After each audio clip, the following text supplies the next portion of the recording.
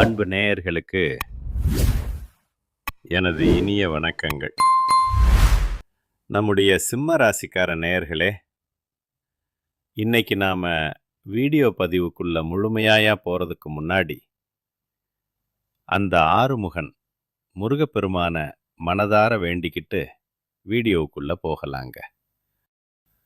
ஓம் முருகா போற்றி, ஓம் முருகா போற்றி, ஓம் முருகா போற்றி, என்னை காக்கும் முருகனே போற்றி. நல்லதே நடக்கும், நல்லது மட்டும்தான் நடக்கும்னு மனசார நம்புங்க. பொதுவாவே நம்மளோட சிம்ம ராசிக்காரங்க ரொம்ப உண்மையானவங்க, நேர்மையானவங்க. உண்மைக்கு புறம்பா எந்த காலத்திலேயும் எந்த ஒரு செயலையும் இவங்க செய்யவே மாட்டாங்க. இவங்களோட அந்த இனிமையான பேச்சின் மூலமாகவே எதிரிகளை கூட நண்பர்களா மாத்திக்கக்கூடிய வல்லமை படைத்தவர்கள் இவங்க. நட்புக்கு ரொம்பவே முக்கியத்துவம் தருவாங்க. அதே நேரத்துல நண்பனுக்காக உயிரையே கொடுக்க கூட தயங்க மாட்டாங்க. அப்படியே ஒரு தாயை போல மிகச்சிறந்த அன்பு உள்ளம் கொண்டவங்களா இவங்க இருக்காங்க. இவங்கள பொறுத்த வரைக்கும் தான் மட்டும் நல்லா இருக்கணும் அப்படிங்கிற அந்த சுயநலம் துளி கூட கிடையாதுங்க.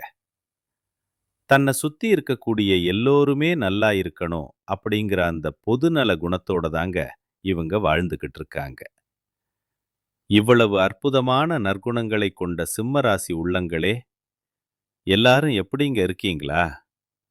நலமா இருக்கீங்களா? என்னம்மா நீங்க வேற எங்களை பார்த்து நலமா இருக்கீங்களான்னு கேக்குறீங்களே? எங்க வாழ்க்கையில இருக்கக்கூடிய வலிகளையும் வேதனைகளையும் தாங்கிக்கிட்டு நாங்க இந்த உலகத்துல உயிரோட வாழ்றதே பெரிய விஷயம். அதுல எப்படிம்மா நாங்க நலமா வாழ முடியும் அப்படின்னு உங்க மனசுக்குள்ள நினைக்கிறது எனக்கு புரியுதுங்க. ஆனா கவலைப்படாதீங்க. உங்க வாழ்க்கையில இருக்கக்கூடிய அத்தனை பிரச்சனைகளும் இனி காணாம போக போகுது.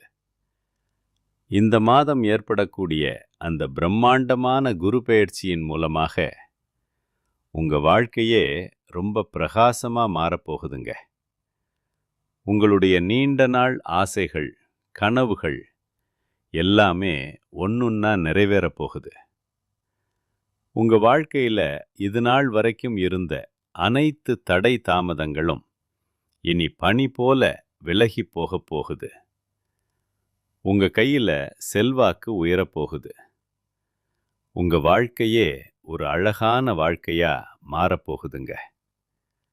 சிம்ம ராசிக்காரர்களே, உங்களுக்கு இந்த தை மாதம் அதிர்ஷ்டம் நிறைந்த ஒரு பொற்கால மாதமாக இருக்க போகுது. உங்களுடைய ஆசைகள், கனவுகள் எல்லாமே இனி மெய்ப்பட போகுதுங்க. இந்த தை மாதத்துல மகர ராசியில 4 கிரகங்கள் ஒன்னா சேர போறாங்க. அதுலயும் முக்கியமா செவ்வாய் பகவான் உச்சம் பெற போறாருங்க. செவ்வாய் உச்சம் பெறறதுனால சொத்து சுகம், பூமி, சொந்த வீடு, அரசு பதவிகள் போன்ற மிகப்பெரிய யோகங்கள் உங்களை தேடி வரப்போகுது.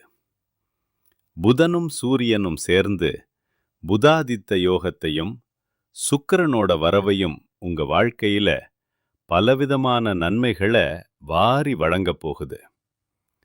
சிம்மராசிக்காரங்க, இத்தனை காலமா அஷ்டம சனி மற்றும் 7ஆம் இடத்து ராகுவால சொல்லி மாளாத பல கஷ்டங்களை அனுபவிச்சிருக்கீங்க.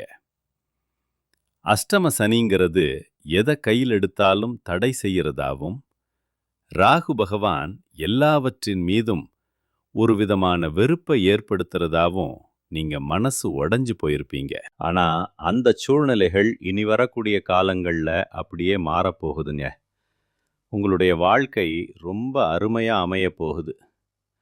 4 மற்றும் 9ஆம் இடங்களுக்குடைய செவ்வாய் பகவான் உச்சம் பெற்று 6ஆம் இடத்துல இருக்கிறதுனால உங்களை எதிர்த்த எதிரிகள் எல்லாம் உங்களை விட்டு தானாவே விலகி போவாங்க.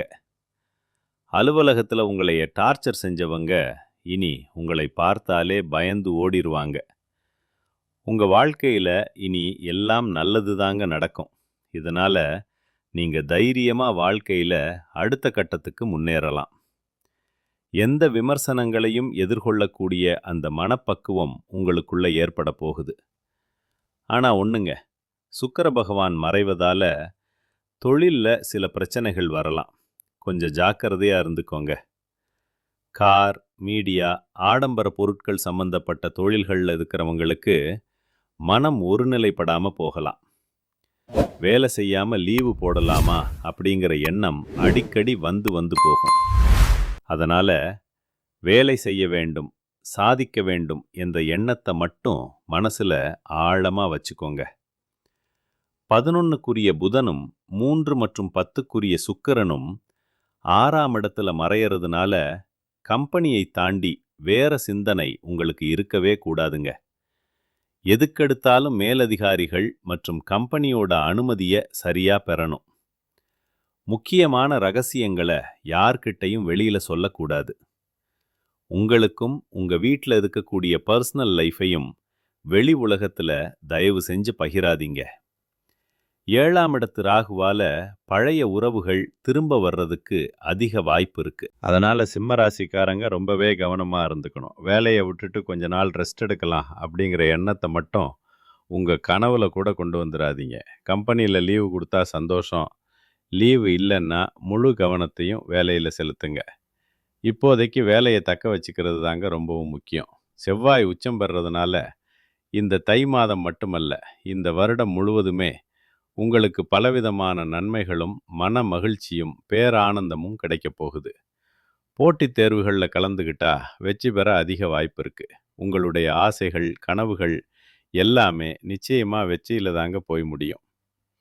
உங்கள் வாழ்க்கையில இனி வரக்கூடிய காலங்களில் தோல்வி, கண்ணீர் அப்படிங்கிற பேச்சுகளுக்கெல்லாம் துளி கூட இடம் கிடையாது. உங்களுடைய எண்ணம் எப்படியோ அப்படியே உங்க வாழ்க்கையில நல்லதெல்லாம் அடுக்கடுக்கா நடக்க போகுது. ஒரு காலத்துல உங்களை வேண்டாம் அப்படின்னு சொல்லி உதறி தள்ளிட்டு போன சொந்த பந்தங்கள், உறவினர்கள் எல்லோருமே இப்போ உங்களை தேடி வரப்போறாங்க.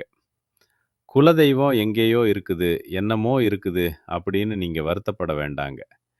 நீங்க எங்க இருந்தாலும் ஒரு தீபம் ஏத்தி வச்சு அந்த தீப ஒளியில என் தெய்வங்கள் இருக்கிறாங்க அப்படின்னு மனசார நினைச்சு வழிபாடு செய்யுங்க.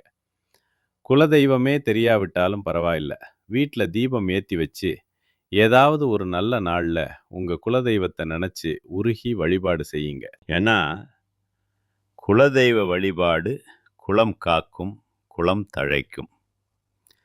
முதல்ல குலதெய்வம், அப்புறம் உங்களுக்கு இஷ்டப்பட்ட தெய்வம், அப்புறம் உங்களுக்கு விருப்பப்பட்ட மற்ற தெய்வங்கள். எந்த கோயிலுக்கு போனாலும் என்ன பண்ணாலும் வாழ்க்கையில் ஒரு முன்னேற்றமே இல்லையே அப்படின்னு நீங்கள் ஆதங்கப்படுவீங்க. இனி அப்படி சொல்லாதீங்க. தினமும் தூங்கி எந்திரிச்ச உடனே அந்த சூரிய பகவானை மனதார நமஸ்காரம் பண்ணுங்க. அவங்களுடைய அனுகிரகம் இருந்தால் மட்டும் போதுங்க. மற்ற கிரகங்கள் எல்லாம் ஒருவேளை சாதகமாக இல்லைன்னா கூட பரவாயில்ல, அந்த சூரியனுடைய பிரகாசம் உங்கள் வாழ்க்கையே ஒளிமயமாக மாற்றிருங்க. அந்த தெய்வீக வெளிச்சம் உங்களை வந்து சேரும். உங்கள் வாழ்க்கையில் இருக்கக்கூடிய கண்ணீர் கவலைகள் எல்லாம் அப்படியே கரைஞ்சு போயிருங்க. இந்த தை மாதத்தில் நீண்ட நாட்களாக உங்கள் மனசில் இருந்த பாரமான மனக்கவலைகள் குறைய போகுது. வாழ்க்கையில் ஒரு புதிய நம்பிக்கை பிறக்க போகுதுங்க. குடும்பத்தில் ரொம்ப சந்தோஷமான செய்திகள் வந்து சேரும்.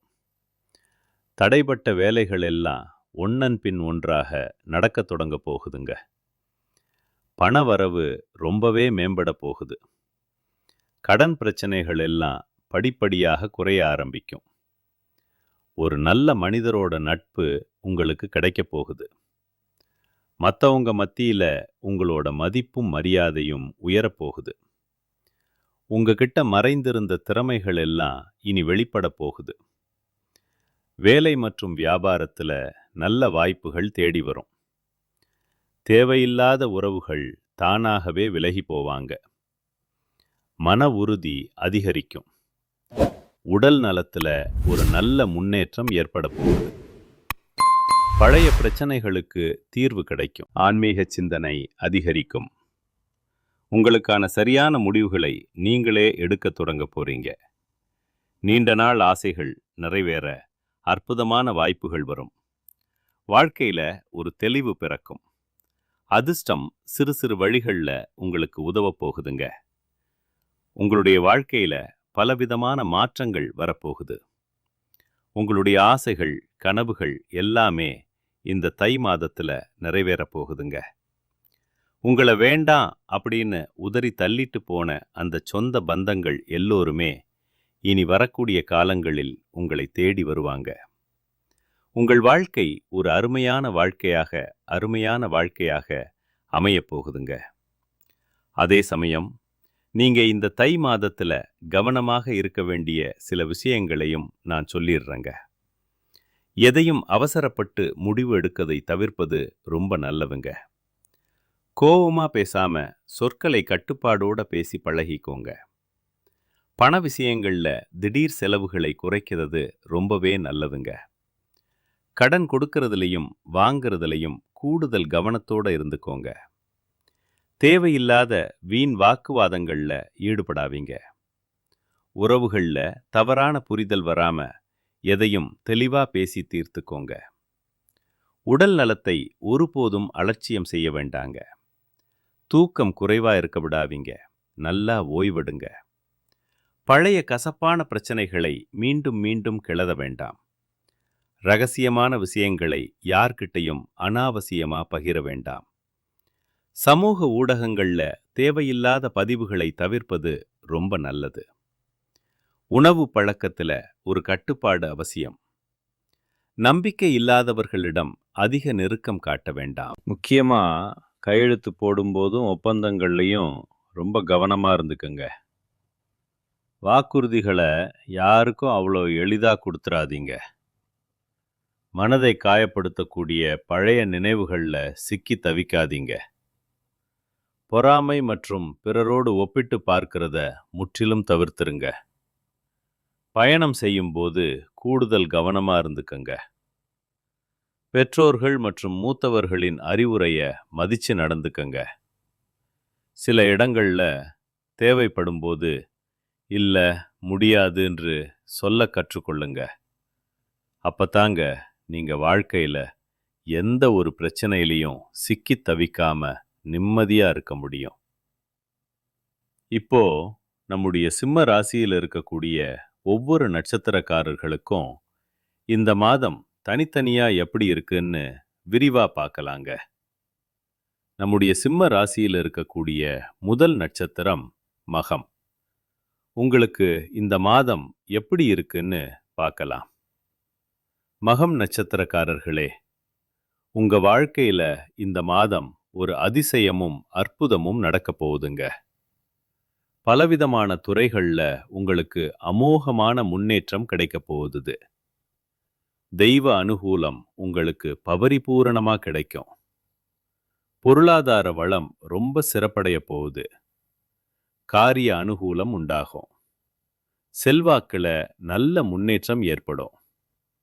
உங்கள் முயற்சிகள்ல இதுநாள் வரைக்கும் இருந்த அனைத்து தடைகளும் காணாம போக போகுதுங்க.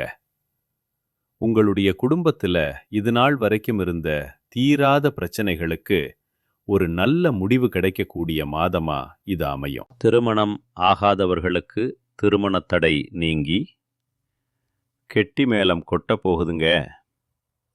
குழந்தை பாக்கியம் இல்லாதவங்களுக்கு மழலை செல்வம் கிடைக்க போகுது. மொத்தத்துல உங்க வாழ்க்கையில இந்த மாதம் உங்களுடைய அத்தனை ஆசைகளும் கனவுகளும் நிறைவேறக்கூடிய ஒரு பொற்கால மாதமா அமையப்போகுது. அடுத்ததாக நம்முடைய சிம்ம ராசியில் இருக்கக்கூடிய பூரம் நட்சத்திரம். உங்களுக்கு இந்த மாதம் எப்படி இருக்குன்னு பார்க்கலாம். குடும்பத்தில கணவன் மனைவிக்கு இடையே அன்பு இன்னும் அதிகமா நீடிக்க போகுதுங்க. சுப நிகழ்ச்சிகள் உடனடியாக கைகூடி வரும். தெய்வ நம்பிக்கையால நீங்க தொட்ட காரியங்கள் எல்லாமே வெற்றி அடைய போகுது. உங்களுடைய உத்தியோகத்துல உங்களுக்கு பெரிய அளவுல லாபம் கிடைக்க போகுதுங்க. நீங்க அரசு வேலை செஞ்சிட்டு இருந்தாலும் சரி, இல்ல தனியார் வேலையில இருந்தாலும் சரி, நீங்க எந்த அளவுக்கு உழைக்கிறீங்களோ அந்த அளவுக்கு உங்களுக்கு பலன் கிடைக்கும். வருமானம் உயரும்.